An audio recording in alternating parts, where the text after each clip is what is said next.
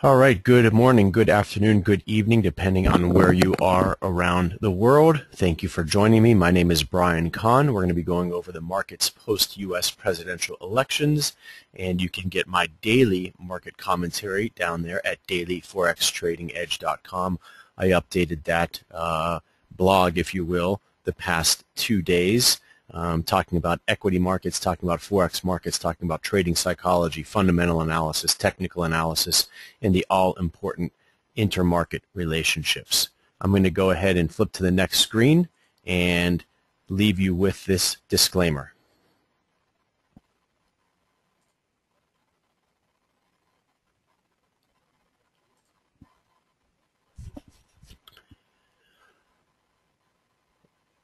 And again, trading plans are essential because obviously there are no guarantees with the markets, and that's what this next disclaimer leads to, the volatile markets disclaimer. In volatile or fast-moving market conditions, stop and limit orders become market orders to be filled at the prevailing price, which may be vastly different from the desired price. Stop loss or limit orders do not always guarantee a fill, and such orders may not be filled as placed. Substantial losses may still occur. So trading plans, account risk, and trade risk are very, very important if you don't understand what those terms mean. I have lots of webinars that I've done for IBFX that are recorded on their YouTube page, and I'll show you that link at the end of this webinar. Where we're going today, fundamental analysis, the macro and micro events, then technical analysis and talking about some of those intermarket relationships, and then getting into the meat of the webinar, elections. What has the markets done? What have the various markets done since the elections and the outcome that we found out on the 6th of November, and then a little bit about policy, and then again we'll do a quick review, answer your questions, and give you those links to various resources. And also along the lines of questions, please ask questions at any time throughout the webinar, and I'll try and check back with the panel and ask them as they come in.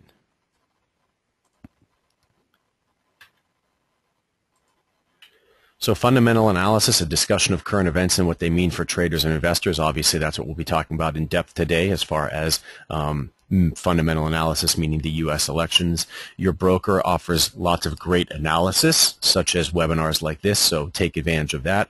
Your broker, IBFX, gives you a direct link to Forex Factory, which I'll show you in just a moment, and then using various TVs, other websites, and other market sites that you like to use that keeps you apprised of that data. So what's going on fundamentally? Well, obviously, we've had some news out of the United States. We also have news coming out of all different regions of the world, and that's why it's so important to pay attention to an economic calendar like Forex Factory to know when things are coming out. Central banks are intervening. Central banks are adjusting interest rates. They're doing certain measures with interest rates, such as quantitative easing and the various different regional quantitative easing tools that these central banks are using. Sometimes the central banks are getting together in coordinated efforts, so it's very, very important to stay on top of that. So important that today, actually, if I can flip screens here, and I'll just pause a moment while it comes up, today we do have one of those announcements. Federal Chairman Bernanke, so the FOMC, the Federal Reserve here in the United States, they are going to be speaking. So that's something that we want to be very important. 12:15 p.m. Eastern Time in the United States. We want to know what Bernanke has to say. All right. So that's your economic calendar. If you're not using it, please use it, because if you're working Wednesday morning early in the or trading the early markets for the Great British Pound, you obviously have meeting minutes coming out from their recent Bank of England meeting. So you want to pay attention to, that's the macro data that I'm talking about, the U.S. elections, the central banks that are talking. The micro data would be talking about a German 10-year bond auction if you're trading the euro at that time, or unemployment claims tomorrow. They're usually on Thursdays, but we sped them up because we have the holiday on Thursday in the U.S., so we're going to see those tomorrow. That's something to be aware of. That's been a very volatile number due to Superstorm Sandy, but it's also kind of looked at as a leading indicator as far as employment goes and how our economy is faring. So overall since April, the whole world, all of the economies in the world have been slowing for the most part, and that's why we've seen this central bank intervention. So it's important to understand, even though this may not be driving the markets. It's important to understand what this micro data is doing, because right now the macro data is what's driving the markets. All right. Keep that in mind. The macro data has been driving the markets. This micro data hasn't been as important, because when central banks intervene, when governments intervene, when international monetary funds intervene, that's what's very, very important. Okay?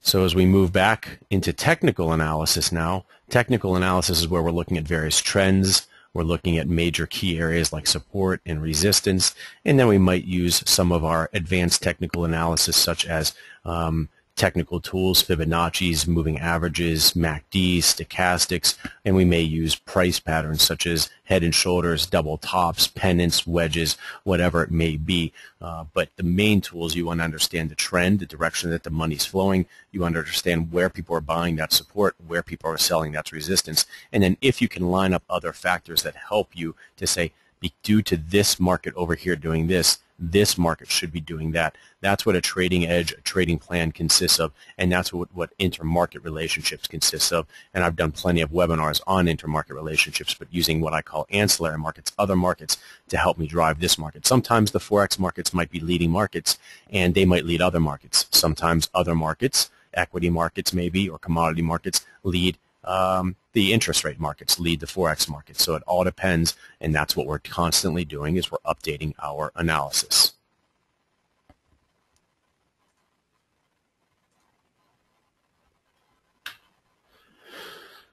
So moving into, again, tonight's subject, what have the markets done since November 6th? So I have a couple points listed here. One, what have equities done? Equities, for the most part, have come off a bit, and we'll talk about that.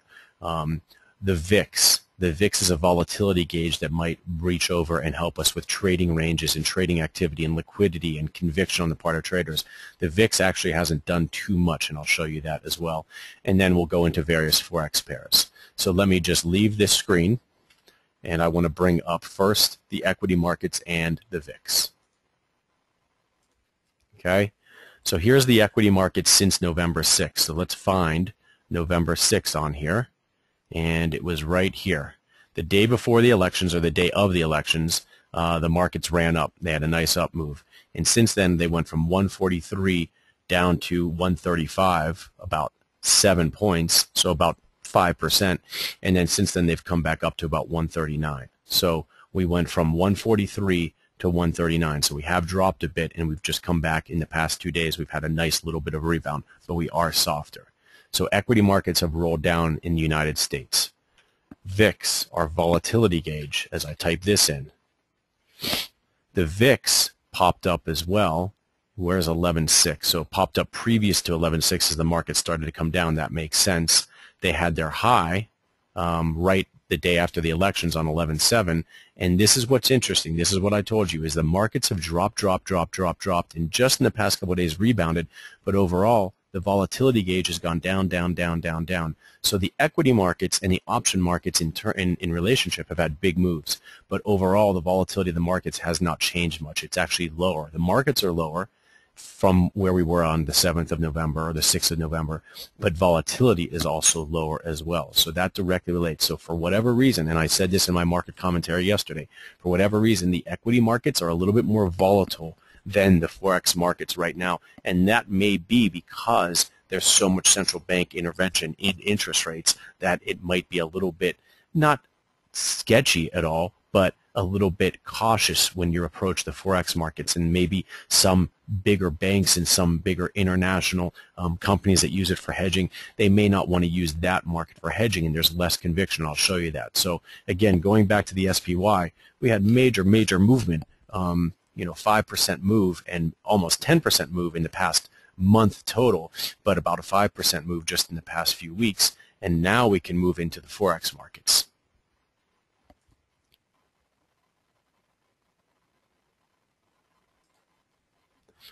All right, so here are the Forex markets, and I have these on daily charts. Okay, so 11.7 is right here for the pound versus the US dollar.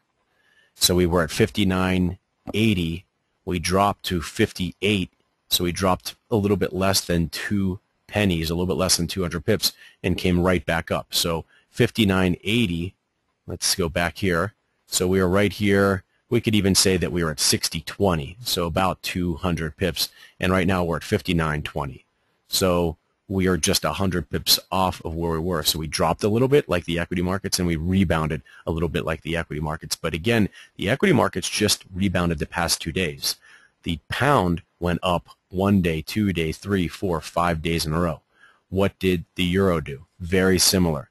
The euro dropped and the equity markets bounced, but before that, look at the euro going up 1, 2, 3, 4, 5, 6, 7, 8 days in a row. So it's basically in the exact same place it was. It closed here around 20, it closed 27.50. It's actually higher. So there was a relationship in the past where when equity markets went down, the US dollar got stronger. Right now, equity markets are going down, and yeah, they went up the past couple of days, but you can see the pound has been going up for 4 or 5 days. The euro has been going up for 8 days. On a daily chart in the Aussie dollar, it's been going up. It actually went down yesterday, but it's been going up for a few days. The New Zealand dollar against the United States dollar, it's been going up for 3 or 4 days and then finally went down, not yesterday, but today, obviously, a little bit. The markets are going down a little bit in the equity markets. They look like they're opening a little bit softer, and maybe people are taking gains. Who knows? But we came off a little bit in the Aussie and the New Zealand against the United States dollar. The U.S. versus the Canadian, again, let me put on my cross here so you can see. And again, for a few days, the United States dollar has gotten weaker as oil prices have come up, as the Canadian dollar has strengthened. So for whatever reason, the United States dollar has been weak as of late. Okay, so it's been weak for the past week or so, 4 or 5 days or so against these currencies. Overall, though, you can see as equity markets came off September and October and into November, you can see that the pound lost a little bit of strength, but not a lot. Not a lot. That's what I want to show you is look at this big move. I'll blow this up so that you can see it. We had this big move up, all right, in the equity markets, and overall I can draw Fibonacci now, some of these intermediate tools, and overall it came back about 50% or so of this big move up. So overall we're still seeing some strength. And so what I've been writing about in my daily market commentary is, are there spots where the equity markets get oversold? Are there spots where the United States dollar gets overbought, and then you can buy up the inverse pair? And so the trend is up. It's now retracing, and a lot of people like to look at buying dips in trends. Not to say that there's not a lot of pips to be made in the down move, but overall, the equity markets are being provided a underlying bid. The central banks are stepping in and saying, we're here to help, we're here to help, we're here to help. That's a constant theme. And so if that's the case, and the markets turn around and go back up, then we might see another rally maybe in the pound. But overall, we can see that there was a big move up in the pound and a small move down in the pound, and maybe there's some fair value here. Maybe there's some fair value in the equity markets. We don't know. If I blow this up, same thing. The markets overall have done very well in the euro as of late, and then they came off just a bit, and they came down to that 38% retracement. So again, all currencies, all regions of the world are doing pretty much the same thing. They're kind of intervening. They're saying we're here for you. They're weakening their respective currencies. It's just a matter of which currency is weaker against the other, and that's why we use our technical analysis to say, hey, was this a double top? Hey, is that double top now satisfied and it's oversold down here, and I can buy the euro up a little bit at a Fibonacci. Maybe I can add in my moving average. I could use that chart pattern, various tools like that. So my kind of theme is the markets and the equity markets, as they get oversold and they find fair value, they should find some buyers. And if that's the case, all right, then maybe the United States dollar gets oversold in certain places. So here's the Aussie dollar as of late, and it really hasn't gone anywhere. It's kind of gone sideways for the most part. It's got tops here at 105.50, and it's got bottoms at 101.50. And it was down there October 5th. But since October 5th, through the elections in November, it really hasn't done anything except stay kind of in the middle of this range. So it's right in the middle of its range right now. So you have to ask yourself, is this a good trading place for me as a longer-term trader? Do I have good risk to reward? As a shorter-term trader, if I shrink this down, there is plenty of movement. But as a long-term trader, maybe here I'm waiting for it to get here to an overbought area, or here over to an oversold area, or I'm waiting for it to break out one of these local areas, maybe using trend lines or some other tool with some local support, local resistance. Remember, these white vertical lines are each day. All right, so I'm sorry, is not each day. I'll break that down on these lines basically are separating days to 2 days. So you're seeing a good amount of movement for sure in the Australian dollar, a commodity currency, on that kind of swing, scalp, maybe intermediate type style. But on the daily chart, you're kind of seeing this chop in this smaller part here of the bigger range. All right, so just keep that in mind. You've got to do that analysis on your pairs.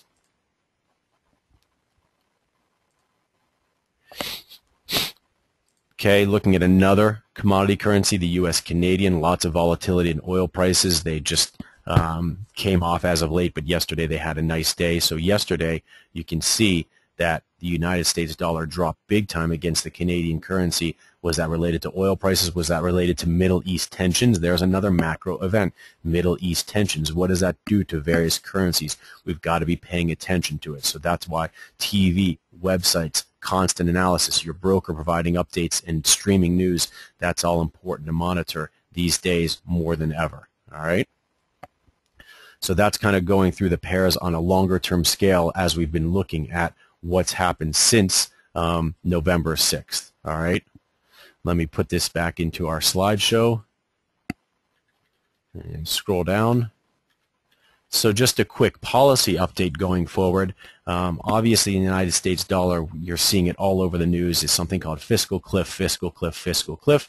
We obviously have a Democratic president. We have Republicans running our House, and so that's where usually the markets like standoffs. Nothing gets done, and the markets can just do their thing. The governments really can't get anything done. But right now, the government needs to get something done. This fiscal cliff needs to be taken care of in the near future, and that's why there's some volatility. So we're going into the holiday season. We have Thanksgiving in the United States, then we have Christmas just 20 trading days away or so.